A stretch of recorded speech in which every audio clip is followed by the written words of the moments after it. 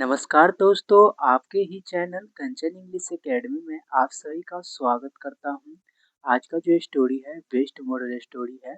यदि आप लास्ट तक बने रहते हैं तो बहुत सारा आपको फायदा होता है। तुम चलिए बिना टाइम वेस्ट किए हुए स्टोरी को ट्रांसलेशन करते हैं। अकबर्स एरोगेंस, एरोगेंस का मतलब होता है घमंड, होता है अहंकार, होता है अहंकार बोलेंगे। अकबर, ये जो पोस्ट ऑफिस है इसका मतलब होता है का के की, तो अकबर का एरोगेंस यानी कि अहंकार। तो अकबर का अहंकार। तो चलिए हम इस वीडियो में देखते हैं कि अकबर अपना अहंकार कैसे दिखाते हैं।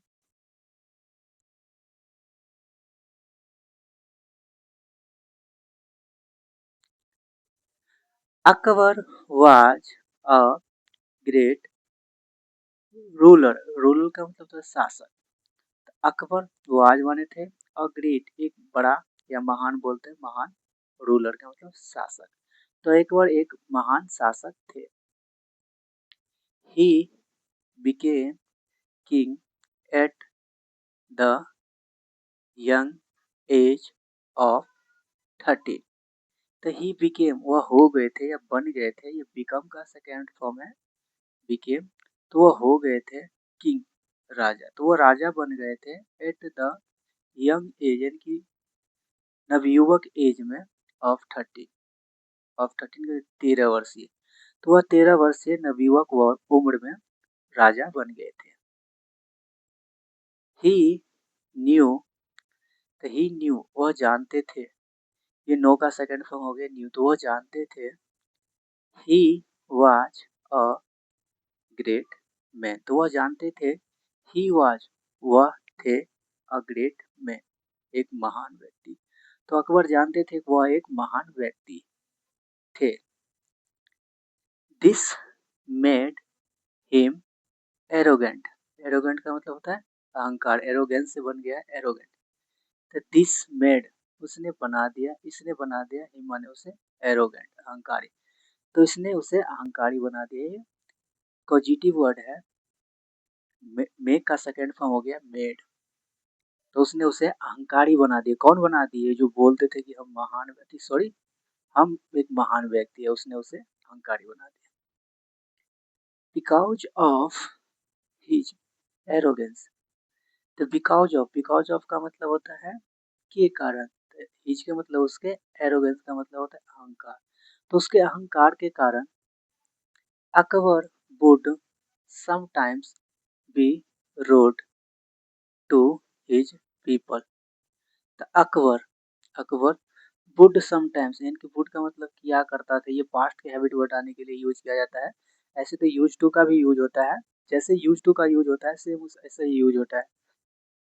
जैसे मैं खेला करता था, आई यूज टू प्ले, तो इसी में उसी का यूज होता है, वुड का भी सेम यूज होता है। तो Akbar would sometimes be rude, यानी कि अकबर कई बार बी रोड यानी कि दहाड़ा करता था टू हिज पीपल अपने प्रजा पर। तो कई बार अकबर अपने प्रजा पर दहाड़ करके बात करता था, यानी कि गुस्से में बात करता था। Birbal did not like this four. तो बीरबल डिड नॉट लाइक, इसे नहीं पसंद करते थे, दिस माने से। तो बीरबल को यह पसंद नहीं था।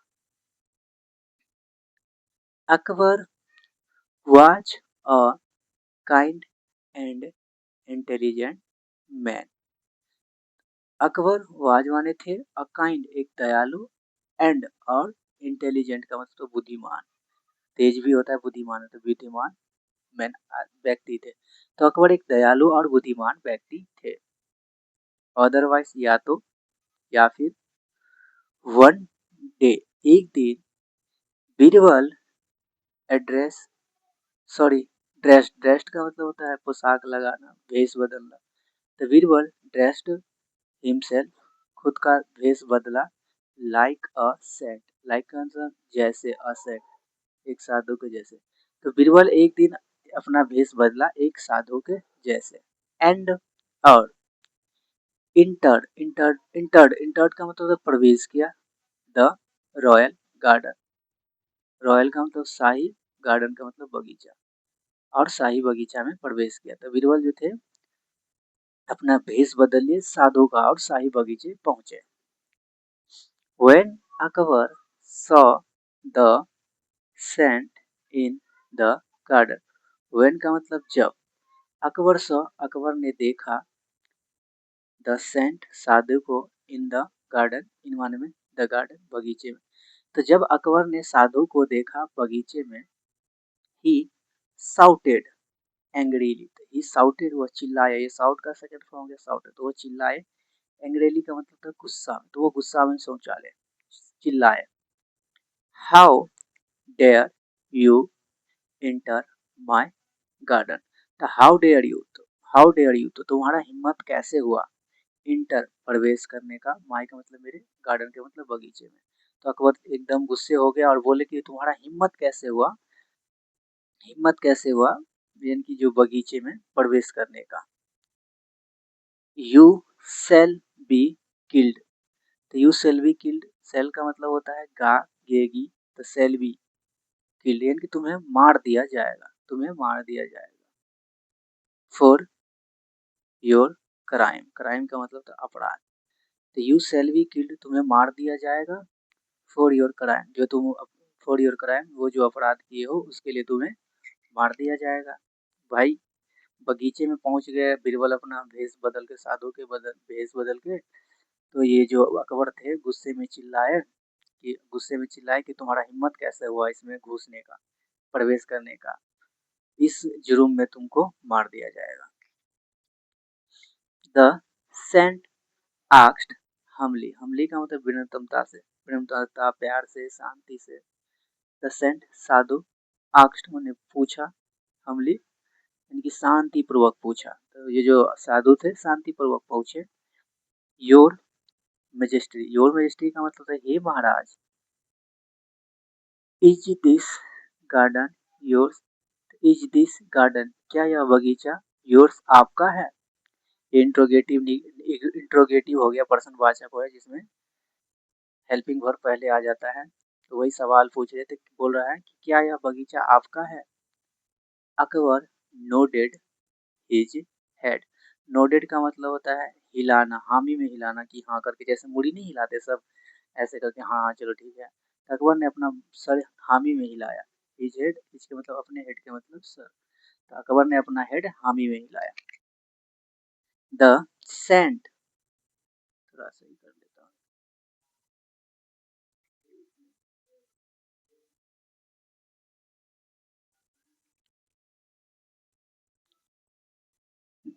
The saint asked again, the saint साधु, आस्क्ड का मतलब पूछा, अगेन के मतलब फिर से, तो साधु ने फिर से कहा या पूछा। देन द सिटी, देन यानी कि फिर, द सिटी यानी कि शहर आपका, द एम्पायर यानी कि साम्राज्य आपका, द रिवर यानी कि नदी आपका, एंड द कंट्री और देश आपका, ऑल्सो का मतलब ही। तो उसने पूछा कि शहर भी आपका होगा, साम्राज्य भी आपका होगा, नदी भी आपका होगा और देश भी आपका होगा, देश भी होगा, देश भी आपका ही होगा। ऑल्सो मस्ट बी यानी कि मस्ट बी का मतलब जरूर होगा, योर्स का मतलब आपका, तो ये सब भी आपका ही होगा। अकबर सैड यस, अकबर ने बोला हाँ हाँ यही सब भी मेरा है। द सेंट आस्क्ड, सेंट का मतलब होता है साधु, आस्क्ड का मतलब पूछना, पूछा, तो फिर साधु ने पूछा, who owned all this before you, तो हु का मतलब कौन होता है, तो कौन, ओन्ड का मतलब होता है स्वामी होना, मालिक होना, ऑल दिस इस सभी का, बिफोर यू आपके पहले। तो अब बोल रहे साधु बोल रहे कि इससे पहले इसका मालिक कौन थे, एंड और हु विल ओन, हु का मतलब कौन, विल ओन बनेगा, इट माने इसका, आफ्टर यू आपके बाद। तब वो जो साधु जो है अकबर से पूछ रहे हैं कि जब आप नहीं थे तो इसका मालिक कौन था, और अब जब आप नहीं रहेंगे तो इसका मालिक कौन बनेगा, ऐसा सवाल कर दिया है। अकबर रियलाइज, रियलाइज का मतलब एहसास हुआ, उसी का सेकंड फॉर्म रियलाइज का हो गया, सेकंड रियलाइज यानी कि एहसास हुआ, दैट की नथिंग वाज परमानेंट, परमानेंट का हिंदी होता है, परमानेंट का हिंदी होता है अस्थाई, अस्थाई होता है, टिकाऊ होता है, स्थित होता है, तो बहुत सारा मतलब होता है। तो nothing is, nothing was permanent, तो कोई भी अस्थाई नहीं था, कोई भी अस्थाई नहीं है। एंड और एवरीथिंग हर चीज, that was his no, that का मतलब जो, वाज माने था, हिज का मतलब उसका, नो का मतलब अब। तो जो भी उसका था would pass on, would pass on का मतलब होता है सौंप दिया जाएगा, दे दिया जाएगा, टू अदर्स, दूसरों को। ये बोल रहे हैं कि कोई भी चीज पर यानी कि अस्थाई नहीं है, जो कुछ भी आपके पास थे वो किसी और को सौंप दिया जाएगा, दे दिया जाएगा।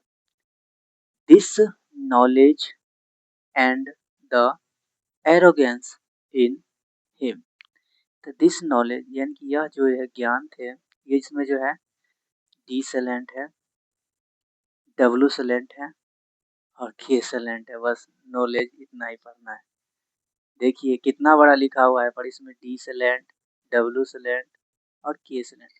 तो दिस नॉलेज, इस ज्ञान ने एंडेड का मतलब तो अंत कर दिया, द एरोगेंस अहंकार को, इन हिम उसमें जो अहंकार थे उसको इस नॉलेज ने, अहंकार को नष्ट कर दिया। तो कैसा लगा आप लोगों को स्टोरी? यदि अच्छा लगा हो तो प्लीज लाइक करें, कमेंट करें, सब्सक्राइब करें। Have a good day.